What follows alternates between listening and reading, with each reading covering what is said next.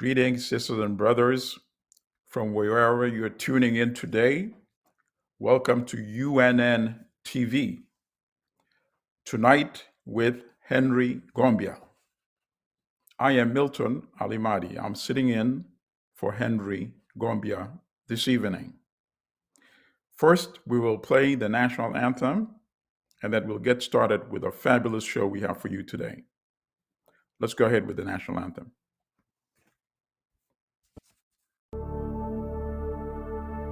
Oh, Uganda, may God uphold thee. We lay our future in thy hand. United, free, for liberty, together we'll always stand. Uganda, the land of freedom, our love and labor we give, and with neighbors all at our country's calling, peace and friendship.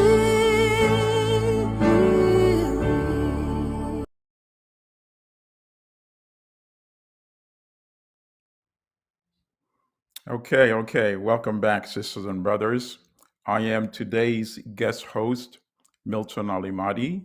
I publish Black Star News here in New York City, and I'm also an adjunct professor of African history at John Jay College here in New York, and adjunct professor of journalism at Columbia University, also here in the New York City.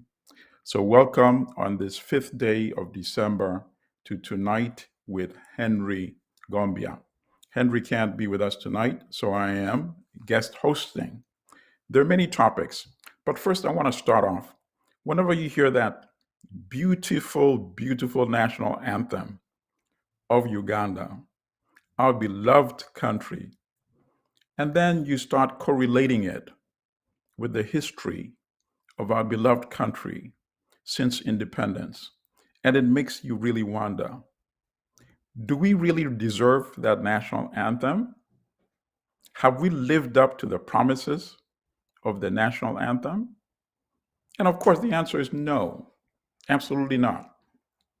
But we should be glad we have such a beautiful national anthem because it makes us aspire to keep working to achieve all of those visions that are outlined in the national anthem. And it can be done. But there are a number of things we need to do, and that is going to be part of tonight's discussion, an open conversation. I want to touch on at least 4 critical topics, depending on how much time we have. Tonight's special show will last for about an hour. One of the issues I would like to start off with is the nature of the regime in Uganda. We have an illegitimate regime in Uganda, and that has become much, much clearly so since the elections of January 14. For the first time ever, the United States government, without which the regime cannot survive, issued a very strong statement. If anybody is not familiar with that statement, I advise you to go to the website of the State Department. The statement says clearly, the elections were neither free nor fair. It does not get as explicit as that. And governments normally do not make such a definitive, explicit statement unless they're willing to live with any consequences and ramifications. You make a statement like that when you're ready to even rupture relations with that regime. Because if you're saying the election is not free, the election is not fair, it means the regime that claimed alleged victory is an illegitimate regime. And that has profound consequences. The United States cannot be in the business of dealing with a legitimate regime. And many countries around the world listen to the signal from the United States, particularly its European partners, Britain and the EU countries. And it was not by coincidence that the EU Parliament also issued a very strong statement, basically advising the EU member countries to institute Magnitsky sanctions against the regime, which of course includes travel bans against members of the regime. It includes asset freeze of members of the regime. And that statement actually came before the United States statement. Now, the problem with the EU Parliament is that the EU Parliament is not as powerful as the individual member countries of the EU. So even though the statement was very strong, condemned the violence that accompanied the so-called elections of January, including the massacre. Yes, that's what it was, a massacre of Ugandan civilians on November 18. And every time we refer to that killing, we must remind the world that was a massacre. But the problem with the EU is that the parliament has limited power. The member countries are the ones that we really need to put pressure on. So we need to go to powerful countries, EU members such as France and Germany, and say, now that your own EU Parliament has made this definitive statement condemning the violence, advising you to put in place sanctions against regime officials, political and military, how can you ignore that statement? How can you conduct business as usual? Of course, we don't want our sisters and brothers in Uganda to suffer. If you're going to be involved in any development programs, it should go directly to the beneficiaries. There are ways to bypass an illegitimate regime and still support the citizens of Uganda. So that should be our message to the EU member countries, particularly the powerful ones with strong economies, such as France and Germany. I'm very encouraged to see Ugandan sisters and brothers engaging these governments on social media, particularly on Twitter.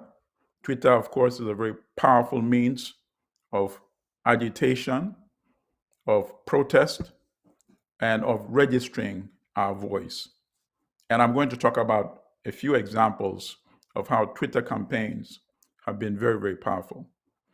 But I want to go back briefly to the US statement by the Biden administration. In addition to saying, basically, this is an illegitimate regime, the statement also includes a number of other very strong information. Number one, a visa restriction was placed on regime members, political and military, that were involved in the violence that preceded the election, the violence that accompanied the election, and the subsequent violence after the stolen elections. It said these individuals are impacted by the visa ban, and additionally, there would be further action against these individuals depending on what continues to happen. And what has continued to happen in Uganda? The kidnapping campaign of young Ugandans, innocent civilians, has continued. the torture of Ugandans has continued, and even the false charges against two members of the NUP, members of parliament, who have been falsely accused by this illegitimate regime of being involved in murder. It's completely preposterous. And as we know, these members of parliament have also been tortured. So based on what has been transpiring under this illegitimate regime of General Yoweri Museveni, and based on the statement made April 16 by the Biden administration, we believe it is time to revisit that statement and take the additional action which was promised in that statement, depending on what transpires subsequent to the issuing of that statement. If the US administration is to live up to its own words, which are still on the statement posted on the website of the State Department, then surely it is time for additional action to be taken by the Biden administration. It has been encouraging to know that at least this administration seems to be taking its position relative to General Museveni's illegitimate regime seriously. For example, when the Secretary of State, Antony Blinken, recently visited East Africa, in the past, it would be almost automatic, without a doubt, that the United States Secretary of State would go to Entebbe and Kampala and meet dictator Museveni. This did not happen on this occasion. The Secretary of State went to Kenya, in addition to visiting Nigeria and Senegal.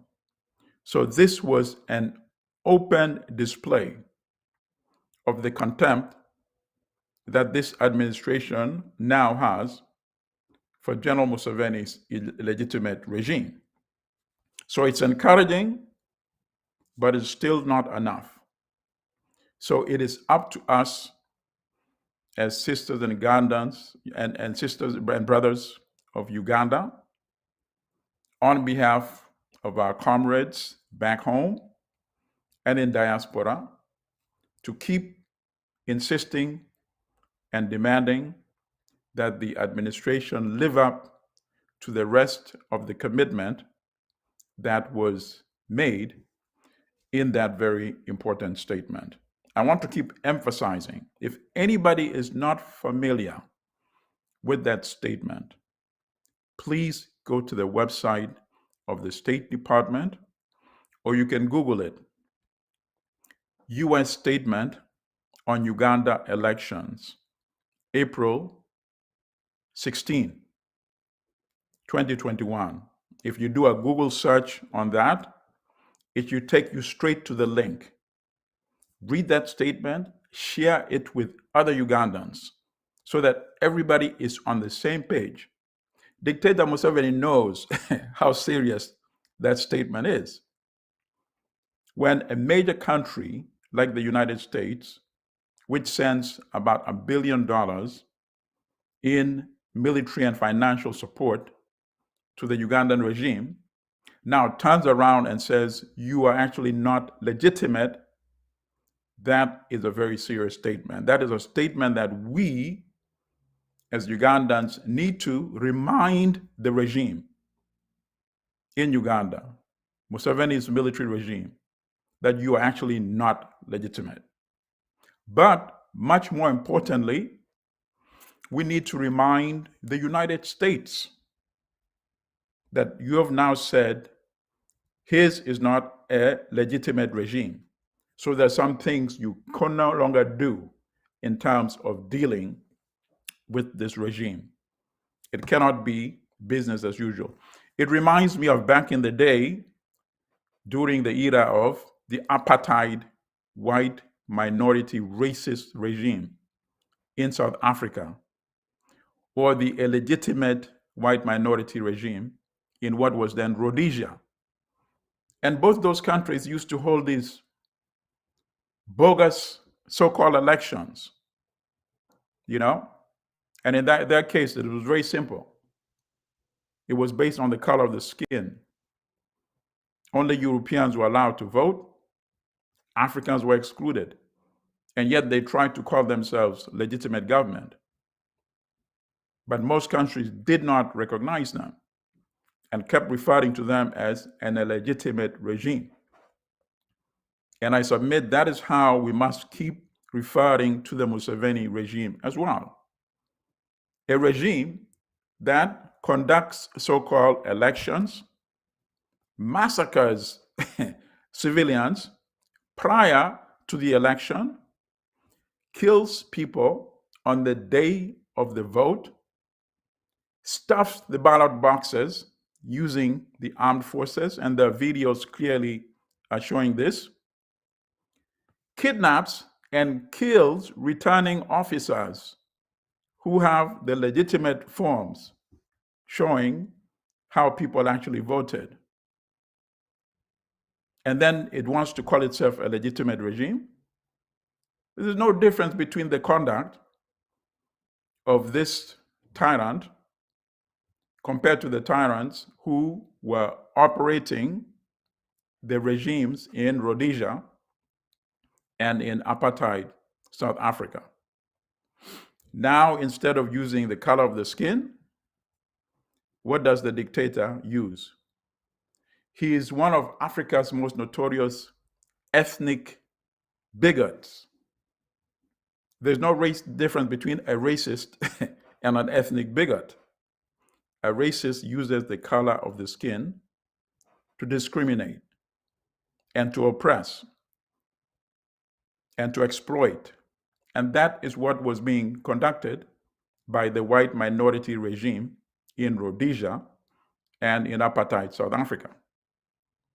Here, in our case in Uganda, we have a so-called African using the same tactics: discrimination, exploitation, violence, only this time based on what part of the country where you come from, what ethnicity you belong to. And that is why I call this ethnic apartheid. And General Museveni is an ethnic bigot. No difference between him and the notorious Ian Smith, who was presiding over Rhodesia, or Pick Bota, de Klerk, Forster, Malan, and all those racists who operated the brutal apartheid regime. So that is my commentary on illegitimacy. Every time I write an article or a column or I discuss the regime in Uganda, I always mention illegitimate military regime of General Yoweri Museveni. If you do a Google search and you read many articles from the past about apartheid South Africa, about Rhodesia, you would see in most of the articles, the reference would be to illegitimate regime. And that is important because people start talking about it, officials make statement about it, and it affects the attitude and conduct of the rest of the world in dealing with that illegitimate regime. And that should be in the case of Uganda. We cannot allow a person who has been illegitimately in power for 35 years to continue hijacking Uganda's taxpayer money to then buy weapons and use the same weapons bought with Ugandan taxpayers' money or foreign aid, to use those same weapons to kill Ugandan civilians. We can't allow that. We just cannot. And that's why we have to keep referring to this as an illegitimate regime. And if a regime is illegitimate, it means people are authorized to defy it and to remove it and to replace it with a legitimate regime. All countries are governed by legitimate regimes. So why should we, as Ugandans, accept that we should have an administration which is not legitimate? So that is my comment on the illegitimacy of the military or militaristic General Yoweri Museveni regime that we now have in Uganda. Now I want to talk about another issue, actually two issues that are interrelated. The issue of the recent series of bombings in and around Kampala, and then recent announcement that soldiers have once again invaded our sister republic, the Democratic Republic of Congo, our neighboring sister country. People are highly suspicious of the bombings that have occurred in Uganda, and rightly so, because the regime lies all the time. Remember, just before the Biden administration was sworn into office, remember what happened? The regime, the spokesperson of the military, put out a statement saying Ugandan forces in Somalia had engaged against terrorists, wiping out more than 100. And this became global news. If you're not familiar with that incident, please go back and do the research, do a Google search, and you'll see all these stories coming out. And what was the purpose of that story? It seemed a bit too convenient, because now you have a new administration of Joe Biden coming in to replace the Trump administration. And the regime had really tried its best to endear itself to Donald Trump. And with all his faults, all his incompetence, at least he did not allow the Museveni regime to become close to his administration. The regime was desperate. Remember when Donald Trump insulted Africa, said Africa was a collection of shithole countries? General Museveni was the only African misruler who stood up publicly and said, "I love Donald Trump." Have you forgotten that statement? I hope not. I hope not.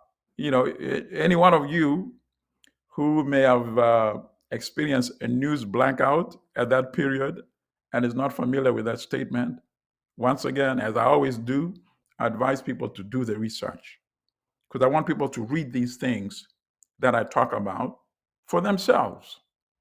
You know, because nowadays anybody can say anything, and there are a lot of people who just talk nonsense. That's why when I am having a conversation with you, I prefer to refer you to the sources, multiple sources, not just one source, so you can read it for yourself. It was all over the news.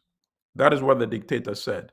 "I love Donald Trump," after Trump had insulted Africa. And this is a guy who talks about being a Pan-African. What nonsense. This is a guy who actually secretly hates Africa and hates Africans. I'm not talking about Trump. I'm talking about General Museveni. How can an African who claims to love Africa and be a Pan-African say, "I love" a European who has just insulted Africans and said shithole countries? Does that add up? Of course it does not add up. But you can even ask a bigger question. How can a man who has been responsible for the deaths of millions of Africans, this is Museveni, in Uganda, in Rwanda, because you know, if Uganda had never invaded Rwanda in 1990, the genocide of 1994 never would have occurred, right? Invaded South Sudan, invaded Congo multiple times, leading to the deaths of millions of Africans. Is this to you the sign of a person who loves Africans? No. So now going back to this bombing incident, if we relate it to the lie that the regime issued about Somalia, which of course eventually they had to back off the lie once it was widely exposed. You can't kill more than 100 people and then there are no bodies, right?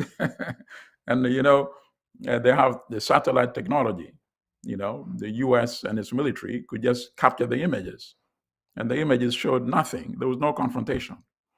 So that is why when you see an incident like the bombings in Kampala, people are highly suspicious. They think the regime itself might be involved in these incidents to divert attention from the tremendous public pressure from domestic as well as internationally that the regime has been facing. And that brings us to what has happened next, the invasion of the Congo, allegedly to pursue the quote-unquote terrorist belonging to the ADL. And there was another lie, if you remember. The regime said there would be a joint coordinated military operation with the government of the Democratic Republic of the Congo. The Congolese government came out publicly and said there was no such agreement. This was just another one of those Museveni lies. So now I think we are at the midpoint of today's conversation. We should take a short break, and then we should return for the rest of our discussion today. So yes, why don't we take a short, brief break right now, and then come back for the second half of our show.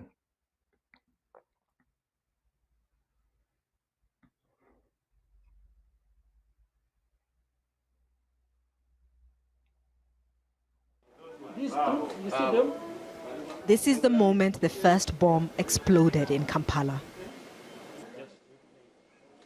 At a checkpoint at the Central Police Station, exactly 3 minutes later, a second went off near the Parliament building. 3 suicide bombers were involved. They were killed along with 3 other people. Dozens were injured. This footage was released by the police, who said a 4th man was arrested and a suicide jacket found at his home. Very unfortunate. It's happening at such a time that we're trying to go back to our normal livelihoods. So if these people can come at such a premises of police and set off a bomb, then things are not good. The aftermath shows how powerful the blasts were. Broken windows, burning vehicles, and terrified people. Police say the attacks were carried out by a gang working alongside the Allied Democratic Forces. The armed group has its roots in Uganda, but is now based in the Democratic Republic of Congo. Its fighters have killed thousands of people in the east in recent years. The hallmarks of the attack clearly indicate that the ADF-linked radicalized groups who still have a desire to carry out lethal attacks on soft targets using suicide attackers and improvised explosive devices behind these attacks. This attack follows 2 others last month. One killed a waitress in a restaurant, and a second on a bus 2 days later injured several people. ISIL claimed those attacks. The ADF has pledged its allegiance to the group. The involvement of the Ugandan army in the peacekeeping missions in the region, especially in Somalia, makes Uganda a target of some of these groups. What's happening in Uganda also comes at a time when the military is planning to deploy its soldiers to eastern DRC to help Congolese troops and UN peacekeepers fight ADF. There, they'll help Congolese troops and UN peacekeepers to fight ADF forces. Catherine Soy, Al Jazeera.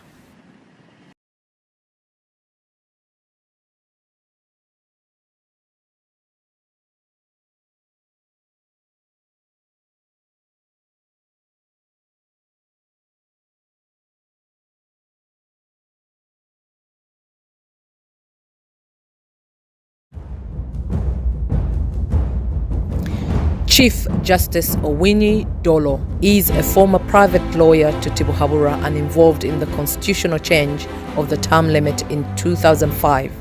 Whilst in 2017, he also participated as panel judge in the infamous constitutional change of the age limit, famously known as Tojikwatako, which gave Tibuhaburwa a further hand at impinging on the Ugandan people's human rights. In all cases, he has been involved as panel judge, including Dr. Chiza Besige's election petitions. He has served the dictator's interests. Michael Chibita is a former private secretary of Museveni, aka Tibuhaburwa. Overwhelming evidence from the survivors and victims of the Museveni state terror suggests that Michael Chibita frustrated, blocked and subverted justice in all the high-profile murder cases that occurred just before or during his tenure as the Directorate of Public Prosecution, DPP, of Uganda. These cases include Nsenga, Afande Haji Sebagala, Magistrate Mafabi, Wilberforce Wamala, and many more, including delayed justice for massacre businessman Godfrey Katoka Jury. The families of the murdered people have never received justice. Those who narrowly survived the premeditated murders continue to live in fear and are now refugees abroad. Extrajudicial kidnappings and killings of Ugandans have only worsened due to the impunity that Chibita has actively participated in.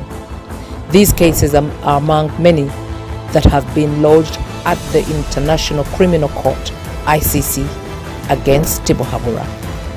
Don't forget that Tibuhaburwa appointed Chibita in all the positions he has held to date, as his former private secretary, legal judge of the High Court, DPP, as Supreme Court judge, and now as a member of the petition panel to seal the rubber stamp to Tibuhaburwa's rigged victory.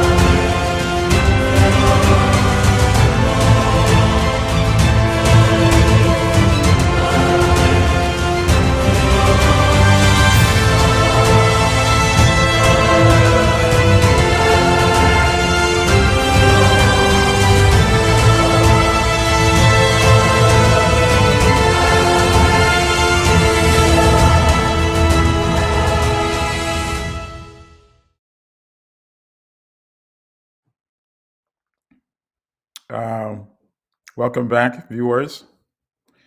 Once again, I'm Milton Allimadi. I am guest hosting for our colleague, Henry Gombya.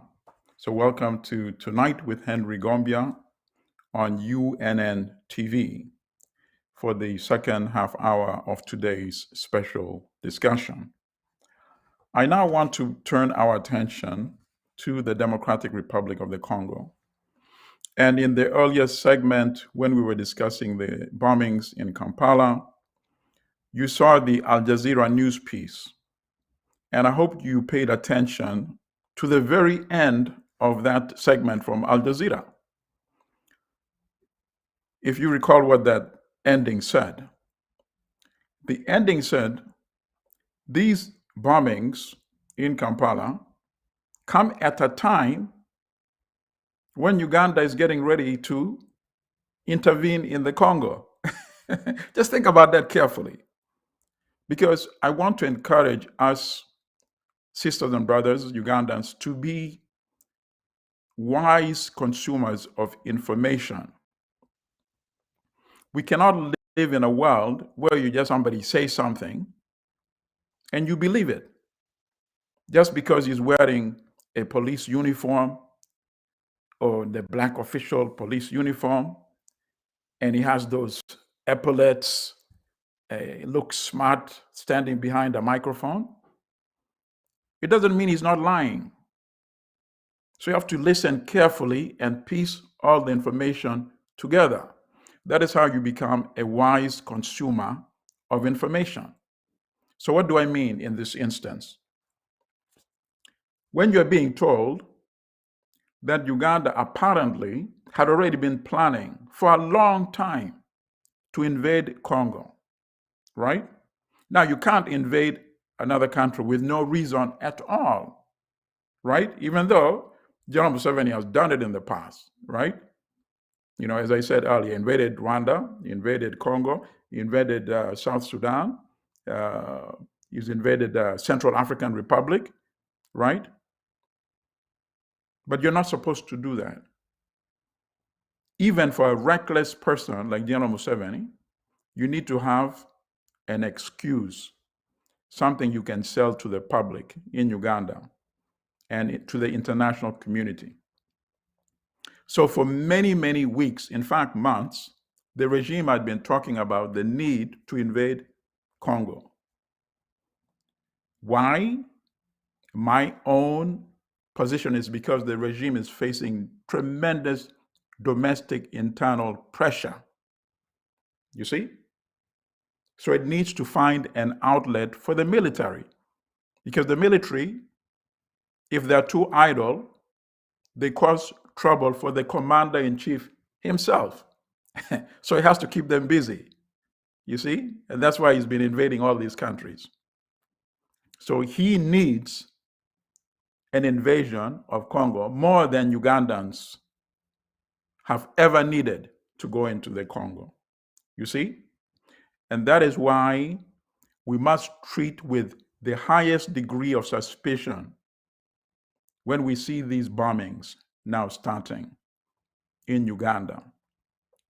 Because you and I know that that can be used as the justification to do something the regime had wanted to do all along. Invade Congo, set another fire. You know, that's one thing Museveni is very good at. Like an arsonist. An arsonist is somebody who burns down houses, you see? And when there's a fire in one house, if your house is not burning, all the attention is going to be focused on the house which is on fire. So even with all his problems in Uganda, let me give you a few examples. What did he do? General Museveni invaded South Sudan. There was a big fire, untold suffering, when other African countries were trying to negotiate a peace between Salva Kiir and Riek Machar, his vice president. All the IGAD countries, all the East African leaders were trying to get them to negotiate. What does Museveni do? He sends his army to take one side with Salva Kiir against Riek Machar. Hundreds of thousands of people died. 1 million refugees from South Sudan fled to neighboring countries, mostly to Uganda. Suddenly, Uganda became a peaceful country compared to South Sudan. You see?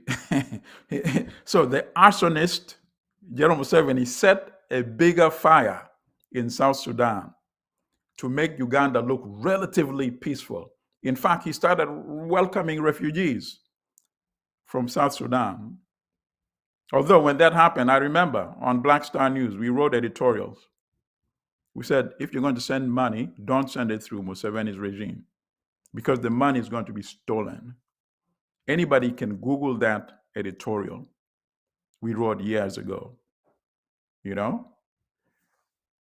Google the search words Museveni stealing money for South Sudan refugees, and then put Black Star News, and you will see a couple of articles will come up. Why? Because a thief is always a thief.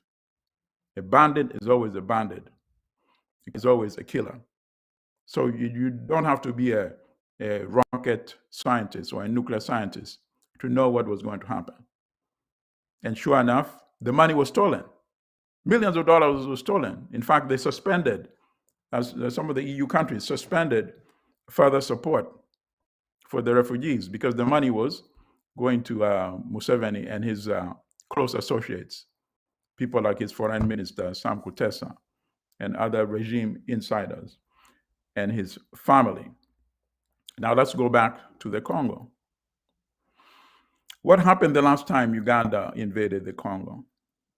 Multiple times between 1997 and 2005, occupied Eastern Congo, particularly the Ituri region, committed some of the most horrendous atrocities the Congolese had ever seen. In fact, even during Mobutu's regime, and Mobutu, of course, was one of the most corrupt leaders in Africa, although Museveni has proven now that he's definitely more corrupt than Mobutu, and certainly much more violent in terms of the people who have been killed, raped, tortured under one misruler. Museveni exceeds what Mobutu ever did. And why am I bringing Mobutu into this comparison? And once again, for people that are not used to the information I'm sharing, I always insist on going to the source. So I would like you to Google and research blood in Ituri region in the Congo. That's ITURI. And read the documents of some of the most horrendous atrocities you will ever hear committed by Ugandan soldiers ordered to invade Congo by their commander-in-chief, General Museveni. And the crimes have a remarkable similarity to the atrocities committed by Uganda's army under Museveni's order within Uganda. In the West, with the Kasese atrocities. In Central, when the regime tried to block the Kabaka from visiting parts of his own region. In the East, when people were put in train wagons, abandoned train wagons, and roasted alive. And then, of course, in the northern part of the country. One of the most unique crimes that had never occurred before, and this is not to say that all the other crimes were not terrible, of course they were, but a new type of crime started being committed in the northern part of Uganda by Museveni's military. And that was to rape not only women, but to rape men as well. Men raped in front of their families, for two purposes primarily: to humiliate the family completely, and also to spread HIV/AIDS. So why am I bringing this up? Because in the Congo, the same types of rape started being committed, raping both women and men. This was unheard of in the Congo, just as it had been unheard of in the northern part of Uganda before the troops started committing these types of rapes. And as I said earlier, all rapes are horrific and criminal, whether it's women, whether it's men. But I'm just bringing this up because this was a new phenomenon. And even during all the years of Mobutu's atrocities, that type of abuse had never occurred in the Democratic Republic of the Congo. So think about it. So it was not surprising that at the end of the day, the Congo took Uganda to the International Court of Justice. Now, people sometimes confuse the two, so let me just give you a brief explanation. The International Court of Justice, the ICJ, is also known as the World Court. That is where countries take their civil disputes for arbitration, for trial, for judgment, and for decision to be rendered. So that's the one court. The other court is the International Criminal Court, which is the ICC, which can indict individuals criminally, such as Bashir, Omar Hassan al-Bashir, the former president or misruler of Sudan. He has been indicted, and the ICC has been trying to get him to be taken there. In the case of the Congo, they took the matter of the Ugandan atrocities, the invasion, the occupation, to the ICJ. And Uganda sent lawyers to defend itself. Congo sent lawyers. And the court had the matter, and they ruled in Congo's favor. And in 2005, ordered Uganda to pay Congo $10 billion. Not one penny or shilling has been paid up to date. 10 billion in 2005. So add the interest to that amount, and you can imagine how much all of us as Ugandan citizens, we owe Congo because of the military adventure of this one individual, the illegitimate ruler of Uganda. So why am I bringing this all up?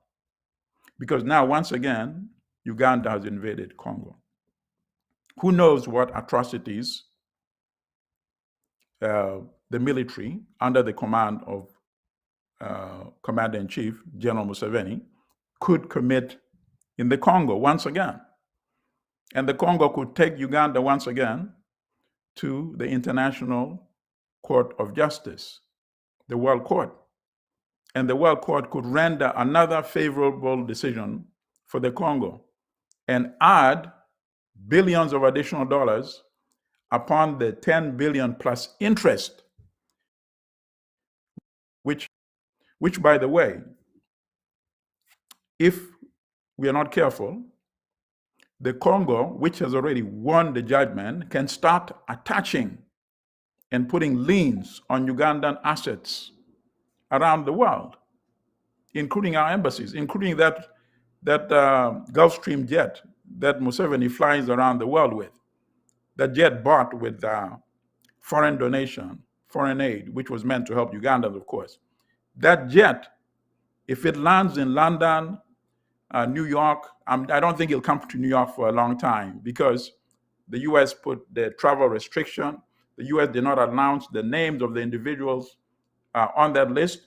But if the name is supposed to be people responsible for the election abuse, the killings, and the rigged election, then of course it means Museveni is on that list. So he may not fly to the US. But let's say he flies to London or any other city where the Congo has a diplomatic presence. Congo can put a lien on that plane and say this belongs to the government and the people of Congo based on the $10 billion that we owe the Congo. So that's why it's very serious. We should not take this invasion very lightly. Museveni may want it to divert attention, but to us as Ugandans, it means we're going to end up paying a lot more money to our sisters and brothers in the Congo. Of course, once the illegitimate regime in Uganda has been removed, our sisters and brothers in Congo could be understanding, and they could say, listen, we know Ugandans, you are sisters and brothers, we love each other, so we can forgive you for that invasion. It was not a Ugandan people's invasion. It was the invasion engineered by a dictator who was just trying to stay in power by any means necessary, him and his regime. So, hopefully the Congolese can understand one day. But for now, as of today, with Museveni still in power, we owe them $10 billion plus interest and the possibility of owing them more, depending on what happens with this invasion. Now, in the remaining time we have left, sisters and brothers, I would like to talk on one other critical aspect. Because as we know, the regime is desperate. It is not surviving because of the support of the people of Uganda. You saw the election. You saw the millions of people that came out, the young people, and voted for Nup and Bobi Wine as the legitimate president of Uganda. You saw that. So obviously, the regime does not get its support from domestic constituency. No, the regime survives based on foreign support. And it's remarkable that the great Pan-Africanist, who would have never said, I love Donald Trump if he's alive today, and I'm talking about Kwame Nkrumah, of course, wrote a very important book in 1965.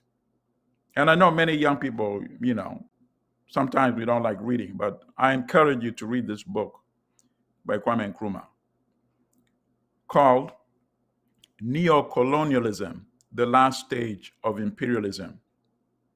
Yes, it's worth every penny, every dollar you pay for this book. You can get it on Amazon. In that book, Nkrumah said the most dangerous African leader is going to be the one who does not care about domestic election, because his support, his remaining in power is not based on how popular he is domestically. He said it would be a ruler whose rule depends on support from outside, from the West, and from the financial institutions. This book was written in 1965, but it is describing General Yoweri Museveni in Uganda. He doesn't care about what Ugandans think about him. Steals elections blatantly. He turns the numbers upside down. When the opposition gets 60% and he gets 30, he just flips it around and gives himself the 60 and the opposition the 30. That's what he did against Bobi Wine and previous candidates. It's the same thing against Dr. Kizza Besigye. And this is the person that Nkrumah described in his 1965 book, because Nkrumah was a visionary. He analyzed Africa and how the outside world dealt with Africa. And he knew exactly this would be very convenient for the West. So Museveni is very convenient for the West. He's very destructive for us Ugandans, but very useful and convenient for the West. And that brings me to the final point I wanted to make: the World Bank and the IMF. Since the COVID pandemic, the World Bank and the IMF have made available as close to 1.6 going to $2 billion to the Museveni regime, even though both institutions know the record of corruption and theft and embezzlement by this regime. They read the newspapers. They know what happened to all the money that was sent, supposedly to help refugees in Uganda. They know what happened with past IMF and World Bank projects in Uganda, when there are also issues of corruption. And yet they still released this substantial sum of money, starting with the World Bank and then the IMF. But I'm happy to say I was part of the Ugandan diaspora community that traveled to Washington, D.C., and we launched protests in front of the offices of the World Bank, the IMF, and the State Department. We went on numerous occasions. I know I was involved in at least 2 or 3 of those protests in Washington, D.C. And the protests were worth it. And how do I know they were worth it? Because recently, The Economist wrote an article saying Now, these institutions, IMF, World Bank, are saying they're going to be monitoring how the money that they lend to African countries are being used.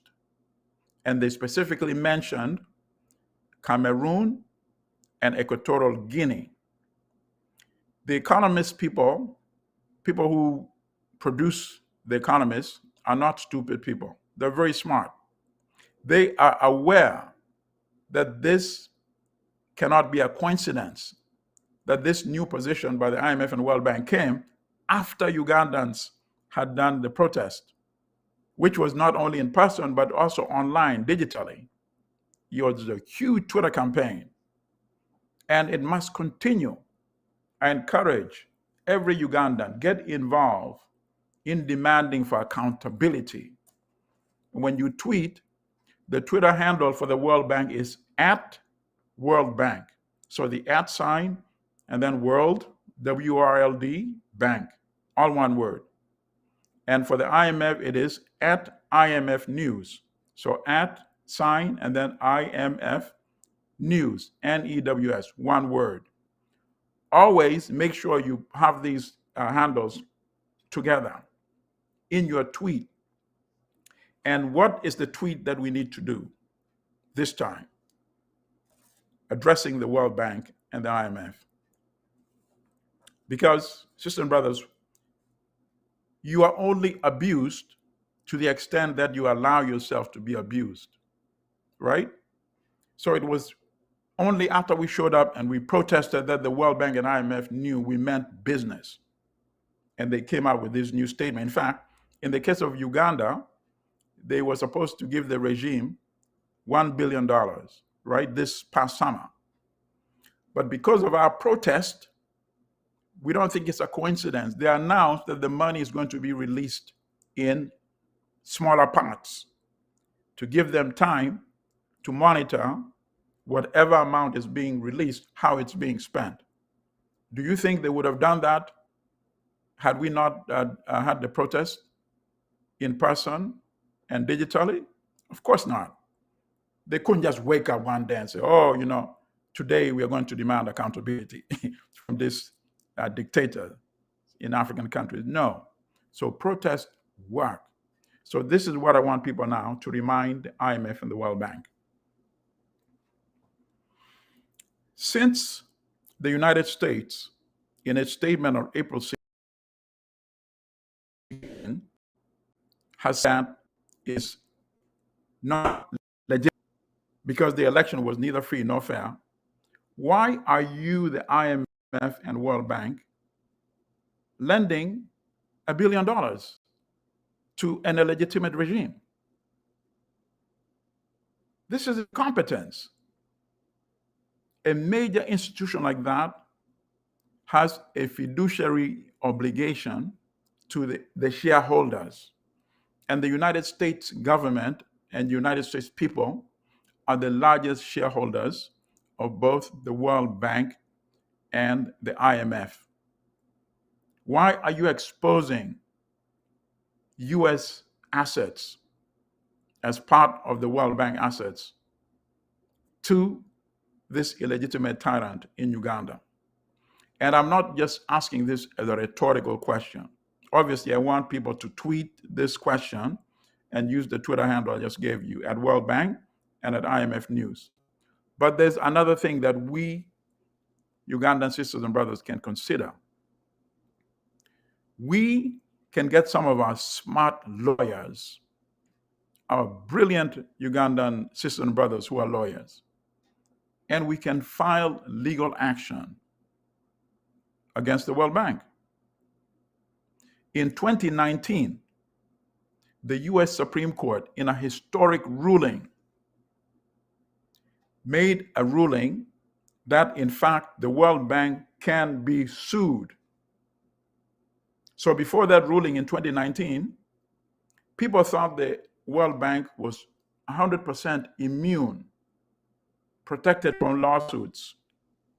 But this historic ruling, and the ruling came from a community in South Asia where the World Bank had loaned money to put into this project that wiped out the agricultural production of that region and directly affected the livelihoods and the lives of those victims.